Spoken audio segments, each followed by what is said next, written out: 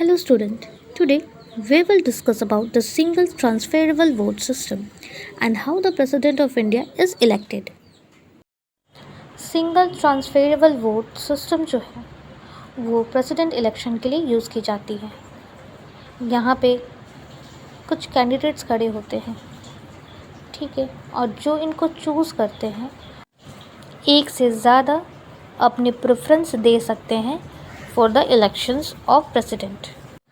एक से सब ज़्यादा प्रेफरेंस देते हैं, इसका मतलब वो है कि जब वो इलेक्ट करते हैं तो उनको अपने प्रेफरेंस के हिसाब से ABCD फॉर एग्ज़ाम्पल ऐसे करके उनको चूज़ करना है कि सबसे पहले नंबर पे वो किस कैंडिडेट को रखना चाहते हैं, दूसरे नंबर पे, तीसरे नंबर पे किसे रखना चाहते हैं, ठीक है।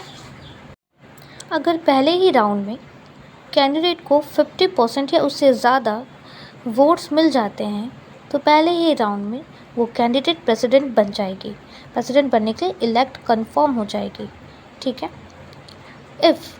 अगर फर्स्ट राउंड में जो भी प्रेफरेंस किसी ने चुनी है, अगर उसके 50% वोट नहीं आते हैं, कोई भी चूज़ नहीं होता है फॉर द प्रेसिडेंट, सो उसके बाद सबसे लीस्ट प्रेफरेंस जिन्होंने वोट दी है, मेजॉरिटी में जो सबसे लीस्ट प्रेफरेंस वोटिंग थी या वोटिंग होगी, उसे रिमूव कर दिया जाएगा, एलिमिनेट कर दिया जाएगा।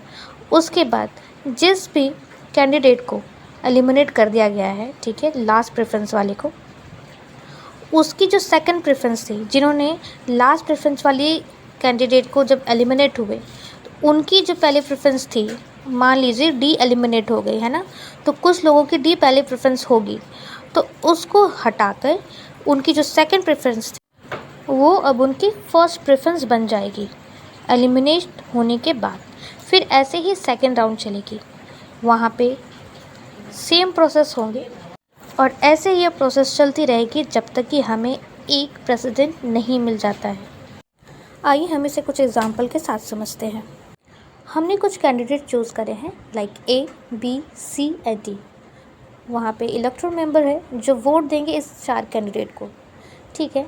हमने कुछ नाम सेलेक्ट करे हैं जैसे कि सीता, गीता, मीना, मौर्य, पूजा, राधा, नेहा, सोनम, कविता, ज्योति, निशा, प्रिया।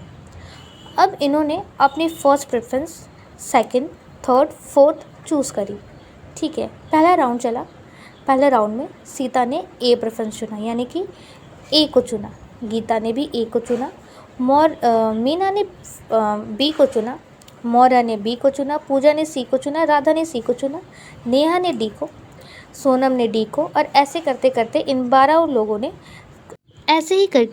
लोगों ने अपनी फ़र्स्ट प्रेफरेंस को चूज़ करा, ठीक है। इस फर्स्ट प्रेफरेंस में आप देख पा रहे होंगे कि सबको इक्वल वोट्स मिले हैं, यानी कि मेजॉरिटी से कोई भी नहीं विन हुए हैं। तो उसके बाद क्या होगा? उसके बाद जो सबसे लास्ट प्रेफरेंस है उसमें से हम एक को एलिमिनेट करेंगे। मान लीजिए हमने डी को एलिमिनेट कर दिया, ठीक है। तो डी को किसी ने अपनी फर्स्ट प्रेफरेंस भी रखी होगी like Neha, Sonam and Priya.